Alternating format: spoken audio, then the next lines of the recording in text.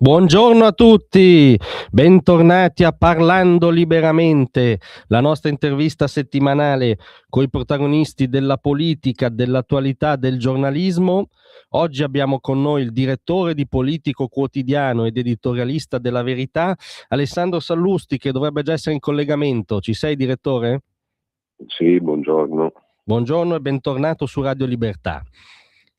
Dunque, a noi piacerebbe, diciamo, parlare di temi di oggi, della contemporaneità, ma il 25 aprile è un tema di oggi, nel senso non solo per la sacrosanta ricorrenza, no? Ma per un certo caravanserraglio ideologico che ragionevolmente sappiamo già che andrà in scena domani, no? In piazza. E allora, invece, a tal proposito, tu hai scritto pochi giorni fa sulla Verità un editoriale che ribalta un po' questo luogo comune perenne, il cui titolo è molto indicativo. Il titolo era "Il 25 aprile è un'occasione per la destra". Ecco, poi magari affrontiamo anche dei singoli snodi, ma volevo chiederti banalmente, in che senso il 25 aprile per te è un'occasione per la destra, particolarmente quest'anno?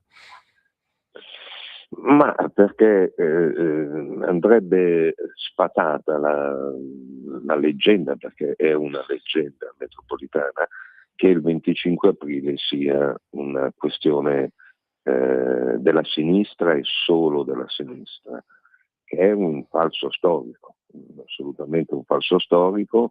La guerra partigiana non fu una guerra solo della sinistra, anzi i partigiani di sinistra, le brigate Garibaldi, che erano le brigate che facevano capo al Partito Comunista, sono state fino alle ultime settimane di guerra, diciamo, sono state minoritarie all'interno del movimento partigiano, che era una cosa più vasta e complessa di quello che poi ci ha raccontato la storia.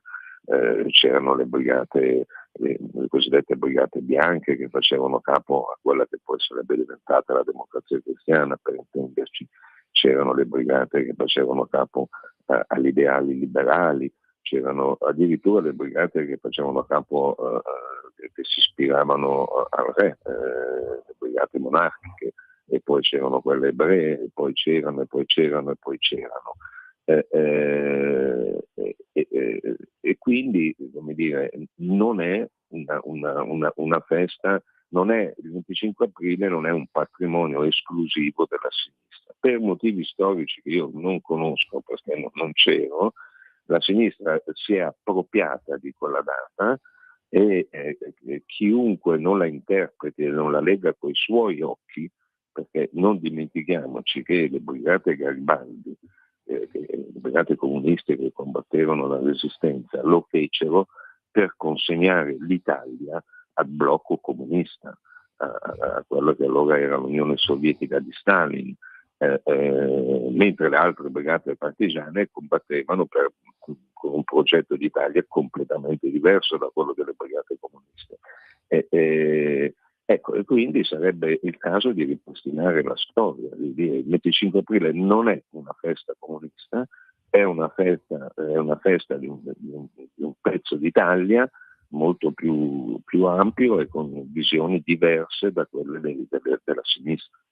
Certo, tant'è che, diciamo, gli storici meno intruppati parlano di resistenze plurali, no, al plurale appunto, che è un po' la sintesi di quello che dicevi. Se mi permetti di aggiungere, c'è un altro falso storico che andrebbe ripristinato, che andrebbe smascherato e quindi ripristinata la verità, cioè che l'Italia fu liberata dai partigiani. Certo. Non è vero. Partigiani, soprattutto negli ultimi mesi, i partigiani negli ultimi 3 anni di guerra, cioè quando nasce il movimento partigiano, all'inizio erano poche centinaia, poi divennero poche migliaia, e fino alla vigilia della liberazione erano davvero, adesso non ho sotto mano i numeri, li ho anche pubblicati, ma erano 3-4 mila persone. Poi negli ultimi giorni divennero, secondo uno studio fatto molto accurato da Giorgio Bocca, un partigiano, un grande giornalista e grande partigiano. Insospettabile, diciamo, insospettabile. Ecco, proprio negli ultime settimane divennero 80.000, che fu il massimo, la cifra massima. Ora, capisci che applicando semplicemente il buonsenso è impossibile che poche migliaia di combattenti, fossero anche gli 80.000 degli ultimi giorni, avessero la forza militare di liberare l'Italia dalle armate tedesche e dalle brigate della Repubblica Sociale Italiana. Non andò così. L'Italia fu liberata da centinaia di migliaia di soldati alleati, soprattutto americani. In Sicilia in un colpo solo ne sbarcarono 150.000, ad Anzio in un colpo solo ne sbarcarono 80.000. Quindi l'Italia fu liberata dalle forze alleate. E cosa sono le forze alleate? Le forze alleate sono l'Occidente. L'Italia fu liberata dalle forze militari occidentali guidate dagli Stati Uniti d'America, che costituivano numericamente erano la forza più importante. Quindi noi il 25 aprile dobbiamo festeggiare e ricordare che è l'Occidente che ci ha liberato. Non è stato l'Oriente, cioè non sono stati, adesso lo dico in maniera un po' banale, che rasenta lo stupido, non è stato Hamas, non sono stati i palestinesi, non sono stati i russi, non sono stati gli iraniani, no, ci ha liberato gli Stati Uniti d'America sostanzialmente. E quindi questo andrebbe rimesso al centro. Noi il 25 aprile dovremmo festeggiare e ringraziare gli Stati Uniti d'America, cosa che non solo non avviene, ma negli ultimi tempi, non mi meraviglio se sarà così anche dopodomani, negli ultimi tempi il 25 aprile è diventata una festa ostile ai liberatori, cioè sarà una festa anti le parole d'ordine, gli slogan che sentiremo per le strade d'Italia nelle prossime ore saranno contro i nostri liberatori, perché saranno contro Trump, saranno contro le guerre che peraltro stanno andando a provare a liberare dei popoli dall'oppressione, esattamente come accade 70 anni fa qui in Italia. Adesso lascia perdere che la guerra è sempre una cosa orribile, certo. Ma più orribile della guerra c'è solo la perdita della libertà dei popoli, e le guerre che si stanno combattendo oggi sono per liberare dei popoli dalle loro dittature, dalle loro ecco, allora bisognerebbe avere il coraggio di riappropriarsi del 25 aprile nel suo vero originario spirito, cioè è una festa dell'Occidente contro le storture dell'Occidente, cioè contro le autarchie occidentali, anche occidentali, soprattutto occidentali. Allora, ma è una festa, dovrebbe essere una festa con le bandiere americane, certo. Questo, non con le bandiere comuniste, con le bandiere americane. No, infatti, questa delle bandiere è la sintesi plastica, no, di questo capovolgimento che ci raccontavi, perché diciamo, io sono pronto a scommettere una cifra grossa che non ho sul fatto che domani vedremo la bandiera palestinese in piazza. Diciamo che me la sento di fare questo azzardo. Contrapponendo immagine a immagine, è ormai noto che l'allora Gran Mufti di Gerusalemme, massima autorità spirituale musulmana palestinese, era un dichiarato alleato di Hitler, cioè ci sono foto, era come dire, un'alleanza pubblica. Ma non solo, voglio dire, uno dei più grandi interventi in politica estera di Mussolini fu un mega finanziamento, lo chiameremmo oggi. Cioè oggi l'Europa ieri ha stanziato 90 miliardi a favore dell'Ucraina per difendere l'Ucraina. Sì. Ecco, Mussolini stanziò una cifra pazzesca, allora, se non ricordo male erano 140 milioni di lire di allora, che allora era una roba pazzesca, per finanziare i palestinesi nella loro tentativo di conquistare conquistare la Palestina. Quindi la bandiera palestinese è una bandiera come dire, cara sia a Mussolini che a Hitler.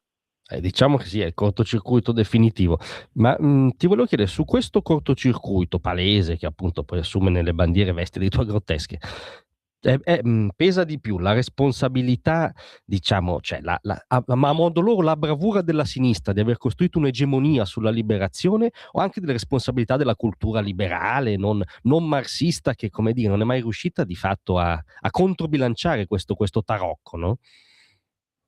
Sì, adesso ti ripeto, io perché sia successo non lo so, ma sta di fatto che è successo, cioè la sinistra si appropria di alcune battaglie simboliche che non sono sue. E non è l'unica caso quello della resistenza.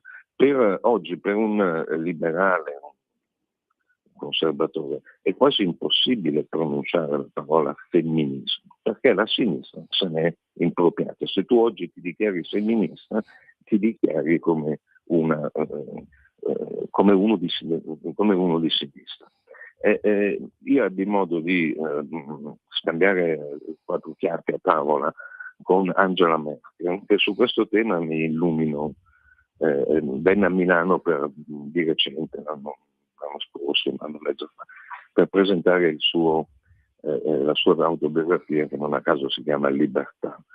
E in questa autobiografia racconta che l'unica volta che si trovò in vera difficoltà, sembra paradossale, una che ha governato la Germania e l'Europa per oltre 10 anni, anzi quasi 20, e dice: mi trovai in difficoltà quando a una conferenza stampa una giornalista di un importante settimanale tedesco di sinistra mi chiese: ma lei, cancelliera, si può definire femminista? E dice: io andai nel panico, perché sapevo che qualsiasi risposta avessi dato insomma, sarei stata strumentalizzata. Se dicevo di sì, mi sarei schierata con quel femminismo lì. Se dicevo di no, dice: ecco, non è. E allora dice: mi arrampicai sugli specchi, dice: oggi saprei dare quella risposta. E io gli chiesi: cancelliere, qual è la risposta? Sì, a modo mio. Ecco, noi dovremmo riappropriarci di quel sì a modo mio. Noi conservatori liberali possiamo e dobbiamo essere femministi, ma a modo nostro, e sappiamo farlo. Le grandi battaglie per la libertà delle donne in Italia non le ha fatte la sinistra, cioè aborto, la legge sull'aborto, sul divorzio, sono battaglie innescate e portate avanti dai liberali e dai radicali, che sono degli ultraliberisti. Il primo presidente del Consiglio donna l'abbiamo eletto noi, non l'ha eletto la sinistra. Quindi noi possiamo essere femministi e dobbiamo esserlo, ma a modo nostro. E quindi noi dobbiamo festeggiare il 25 aprile, ma a modo nostro, non a modo loro. C'è sempre un modo. Un'altra parola che è stata scippata, no? È stata fatta ostaggio dalla sinistra, è ambientalista. Certo. No? Oggi se tu dici che sei ambientalista ti viene in mente Greta Thunberg, Greenpeace.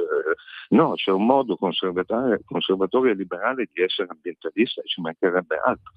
Ecco, noi abbiamo rinunciato a quelle parole perché non saprei dirti perché. Per una sorta Però di complesso, certo, sì, per un complesso anche di sudditanza culturale ormai ingiustificato, tra l'altro. E ci fermiamo solo 30 secondi, torniamo subito con Parlando Liberamente. Un nuovo modo per sostenere la tua radio. Visita radiolibertà.net. Ti basta un click e potrai versare il tuo contributo volontario direttamente online. Potrai donare con ogni tipo di carta di credito, anche prepagata. Ti aspettiamo online su radiolibertà.net. Sostieni la tua radio con il tuo contributo volontario. Radio Libertà. La tua radio. Diamo voce alla nostra gente. Eccoci tornati a Parlando Liberamente con Alessandro Sallusti, direttore di Politico Quotidiano, editorialista della Verità, riprendendo il filo del tuo ragionamento sul 25 aprile che hai scritto appunto sulla Verità, poi ne ricavi, diciamo, una morale politica anche sull'oggi, no? Nel senso che mi pare di capire che tu ipotizzi, no, che questa operazione di rivendicazione, ma nostra, no, non con le categorie loro, della liberazione, sia anche in questa contingenza un modo per sanare, comporre una diciamo frattura che poi secondo me il mainstream esaspera, ma comunque una frattura che c'è in questo momento tra le sponde dell'Atlantico e anche tra l'Italia di centrodestra e l'amministrazione Trump. È così? In che senso eventualmente lo ipotizzi? Allora, sì, oggi ci sono due tipi di fratture. Una che è la solita stucchevole polemica che quasi ogni anno apre Ignazio La Russa, che dice: io vado il 25 aprile, vado anche a ricordare le vittime della Repubblica Sociale Italiana. Io su questo onestamente non ho idee molto chiare. Io non vedo che cosa debba avere da festeggiare il 25 aprile qualcuno che adesso non sono più in vita ovviamente, ma facciamo finta che siano in vita, qualcuno che ha fatto parte della Repubblica Sociale Italiana. Adesso non per sminuire o banalizzare la storia, ma non credo che nessun interista festeggi la data della Champions League persa 5-0, non capisco neanche perché dovrebbe festeggiarlo. C'è il diritto assoluto, inalienabile, che ognuno ricordi i suoi morti e i suoi valori. Su questo combatterò fino alla morte perché ciò possa avvenire. C'è il diritto o forse addirittura il dovere di omaggiare, che ognuno omaggi le sue vittime, questo è fuori dubbio. Farlo nel giorno 25 aprile onestamente non ne capisco particolarmente il senso, però vabbè, è un mio problema. Sull'altro fronte, cioè appunto quello di riconoscere che il 25 aprile il 25 aprile dobbiamo festeggiare insieme e ringraziare chi ci ha liberato, cioè semplificando al massimo, dobbiamo ringraziare gli americani. Sì, è un tema che non mi spiego come è divisivo, ma non capisco perché deve essere divisivo, perché è successo quello, non è che si può dire che non è successo. Gli americani sono venuti, hanno lasciato sul terreno qualche centinaio di migliaia di morti, di ragazzi americani morti che sono tuttora disseminati in una cinquantina di cimiteri militari sparsi per l'Italia, e allora deve essere il 25 aprile un momento di appartenenza a una parte del mondo, la parte del mondo libero. Si chiama festa della liberazione, dobbiamo festeggiare e stare dalla parte del mondo libero. E invece, come ci siamo detti fino adesso, scommettiamo che domani ci saranno i simboli nei cortei, i simboli di chi vuole tenere il mondo oppresso. Quindi ci saranno le bandiere palestinesi, ci saranno le bandiere rosse comuniste, ci saranno questo è il problema. Sì, certo, ci saranno icone di Che Guevara che non c'entrava niente, e via dicendo. Tu hai citato giustamente l'espressione mondo libero. Volevo chiederti, questo mondo, diciamo, esiste culturalmente, storicamente e, mi permetto di dire, esiste anche con credibilità militare solo se tiene insieme le due sponde dell'Atlantico, no? Su questo è difficile negarlo. Allora, tu che sei anche un conoscitore degli equilibri politici italiani e del centrodestra in particolare, a che livello è, se c'è, diciamo, questa tensione con l'amministrazione Trump, e quali possono essere gli sviluppi nei rapporti tra governi proprio? Allora, cominciamo a dire che questo mondo libero è il mondo libero, ma non è il paradiso terrestre. Certo. No? Quindi quando si dice sì, però qui le ingiustizie sociali, l'uso della forza, tutto vero. Allora, la prima osservazione è che il mondo libero non è il paradiso terrestre, ma fuori dal mondo libero c'è certamente l'inferno. No? È come Churchill che diceva la democrazia come dire, la democrazia è un sistema assolutamente inadeguato, ma meglio della democrazia un altro sistema, un sistema migliore non l'ha inventato ancora nessuno. Quindi siamo consci che non siamo in un paradiso terrestre. La seconda osservazione è che il famoso diritto internazionale, che è una concezione da mondo libero, come tutti i diritti, per essere applicato ha bisogno dell'uso della forza. No? Non esiste un diritto, non può esistere un diritto se non c'è una forza che lo tutela e lo protegge. Quando noi siamo in difficoltà perché pensiamo di essere rapinati, uccisi, e non è che chiamiamo un giudice, un professore universitario, un politico, chiamiamo la polizia. Cioè, chiamiamo il 113 quando uno è in pericolo. Quando si è in pericolo si chiama la polizia, non si chiama il giudice. Quindi perché la polizia è la forza è l'unico modo per ripristinare il diritto o per difendere il diritto, dopodiché una volta che il diritto è messo in sicurezza arrivano i giudici, i politici e tutto quanto. Allora dobbiamo partire dal concetto che questo mondo libero, questo Occidente va difeso con la forza. Senza la forza non c'è possibilità di difenderlo, ovviamente. È una banalità, ma è una banalità che è stata esclusa dal dibattito, no? Si dice Israele ha violato il diritto internazionale. No, sì, il diritto internazionale l'ha violato Hamas. Israele ha ripristinato in maniera molto violenta e molto terribile, ha ripristinato uno Stato di diritto. No?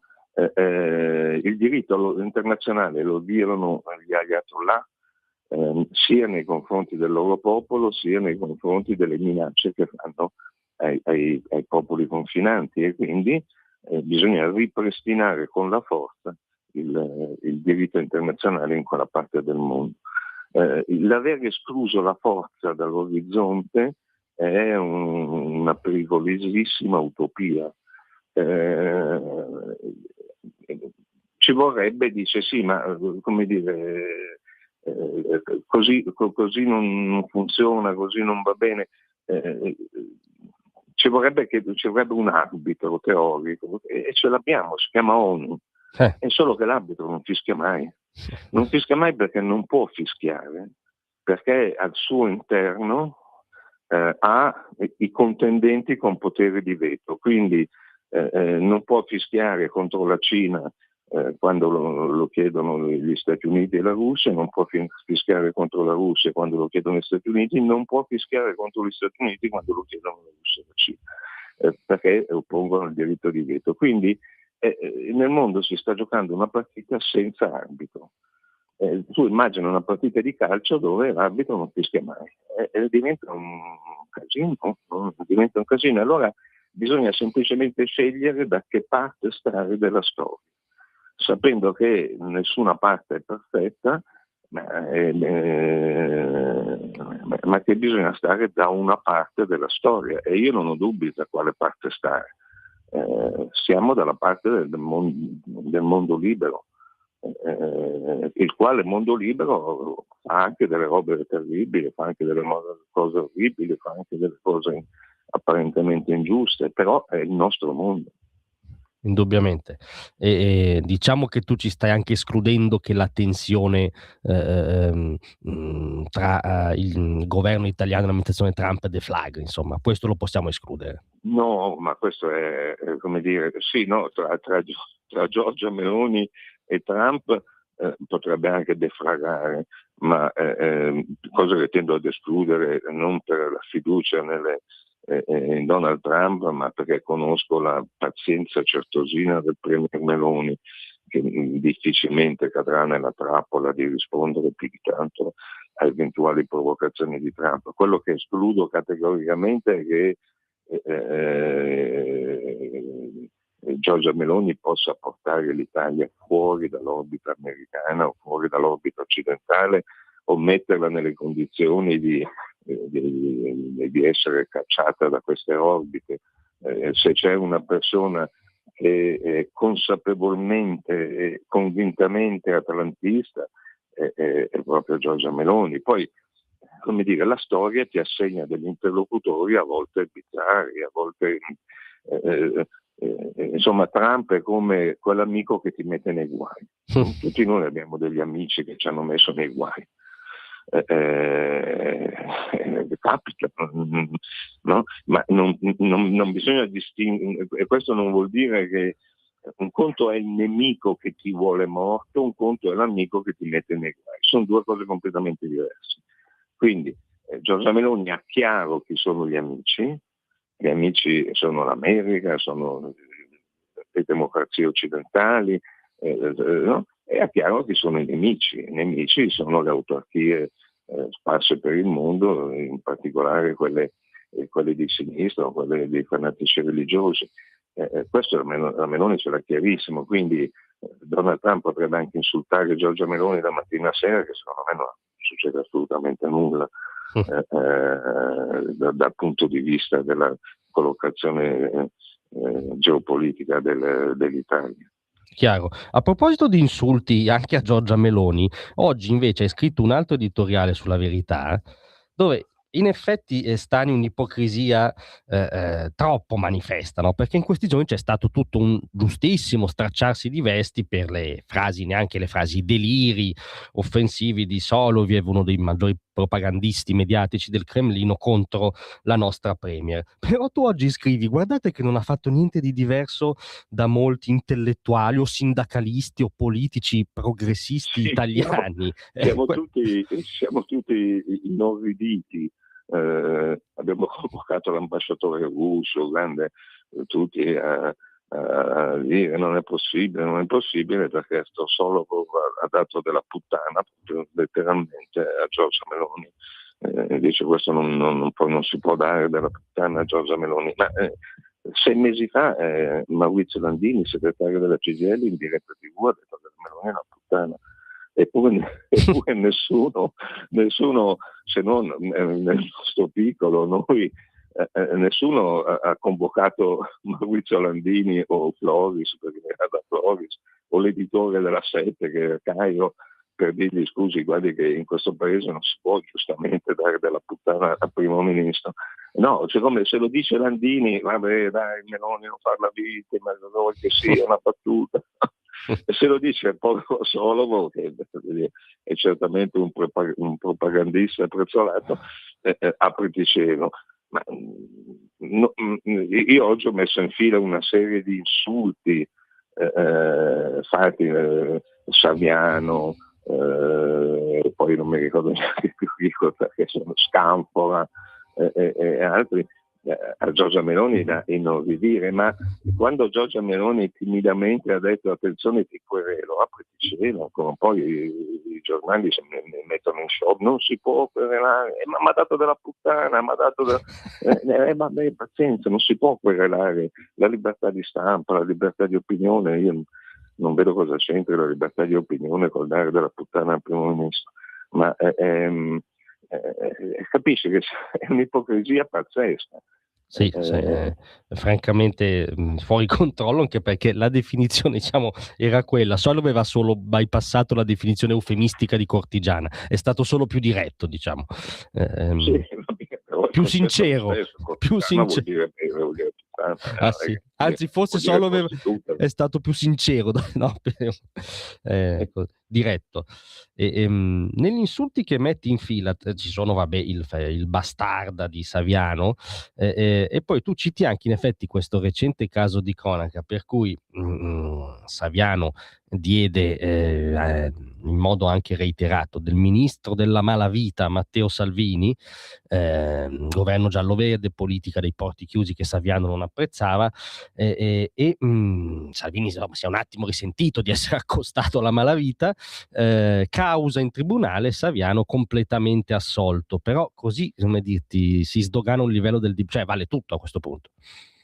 No, il problema è che se valesse tutto, uno può anche essere d'accordo o non d'accordo, ma però attenzione, deve valer tutto.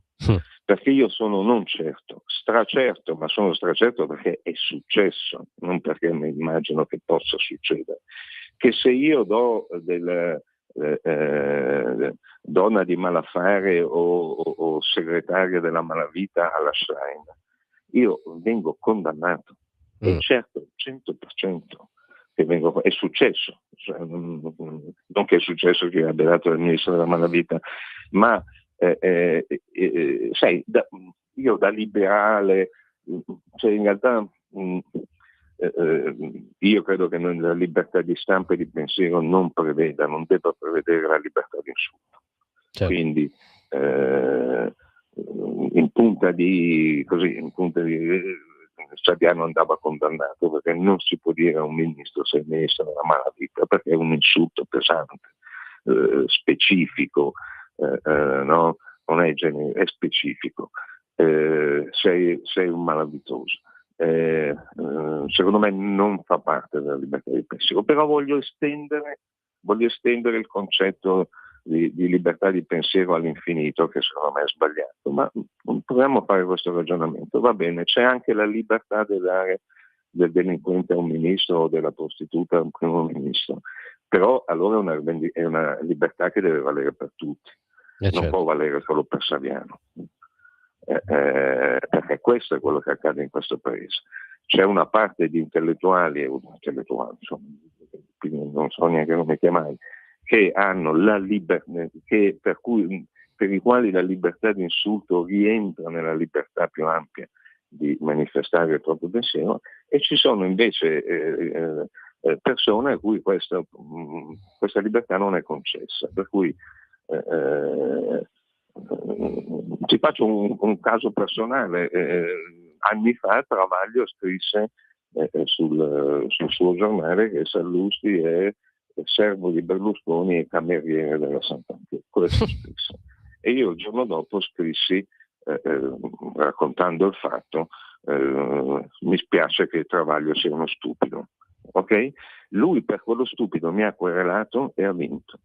E quando io gli ho detto, ma scusi al giudice, gli ho detto, scusi, lui mi ha dato del servo, del cameriere, no?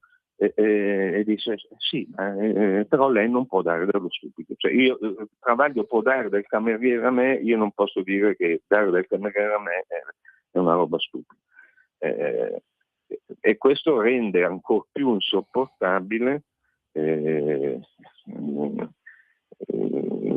fatto che Saviano sia stato assolto per aver dato del malavitoso a Salvini, perché se Salvini dà del malavitoso a Saviano 100% viene condannato. Sì, lo portano via in ceppi, diciamo, probabilmente. In chiusura volevo chiederti questo, diciamo, pagina post-referendaria, no? E sottolineo post perché secondo me qualcuno nel governo è ancora un po' troppo, come dire, preso dalla sindrome della sconfitta, che una sconfitta politica rientra nel novero delle cose. Secondo te quali sono i 2 o 3 fronti, proprio anche a livello di titoli, su cui il centrodestra deve dare dei segnali forti in quest'ultimo scorcio di legislatura, anzitutto al suo elettorato? Direi tasse. Beh, diciamo che se devo individuare 3 temi, individuo quei 3 temi. Quello che poi interessa alla gente, al di là delle menate di Saviano o del 25 aprile, sono i soldi e la sicurezza. Sulla sicurezza questo governo ha fatto tanto, non vedo che cosa si possa fare di più. Dove questo governo è in ritardo sul fronte della pressione fiscale, delle tasse, dove per tassa intendo non solo la tassa in sé, ma intendo tutte le gabelle che gli italiani sono costretti a ingoiare o a dover superare per la loro vita quotidiana, per cui la burocrazia, la pressione fiscale, quelle robe lì, ecco. Su questo oggettivamente il governo è in ritardo.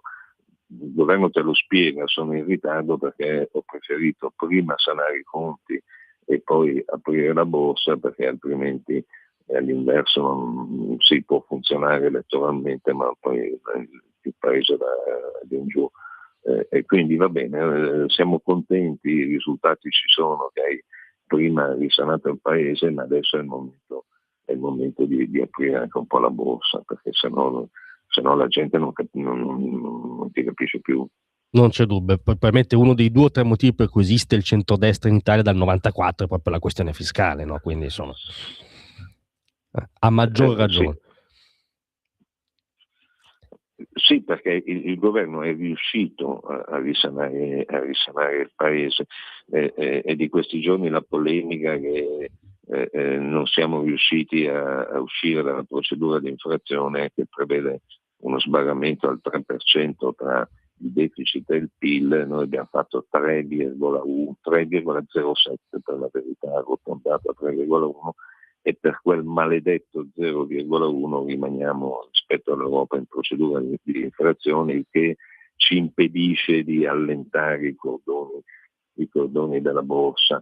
E dice lì, le opposizioni dicono, visto che questo governo ha fallito anche lì, in realtà non ha fallito assolutamente nulla, ma non lo dico per spirito di parte. Nel 22, quando questo governo si insedia, il programma economico prevede il deficit PIL è a meno 8,7, cioè certo, dei peggiori d'Europa, e la Meloni e Giorgetti dicono lo porteremo sotto la procedura di infrazione, cioè sotto il 3%, entro la fine della legislatura, cioè entro il 27.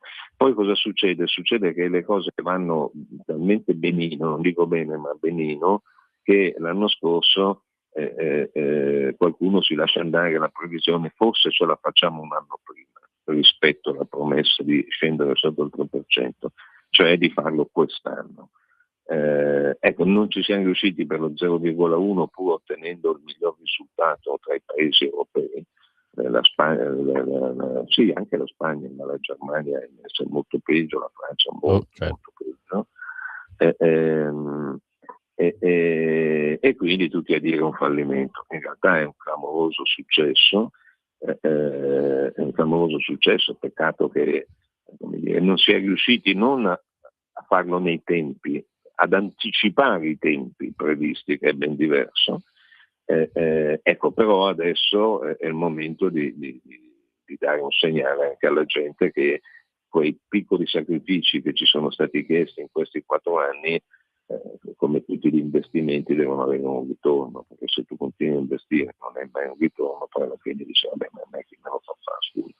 Certo, sì, diciamo che sottoscrivo in pieno questo triplice bisillabo, tasse, e ti ringrazio molto di essere stato con noi. A presto, grazie. Buon lavoro. Parole tra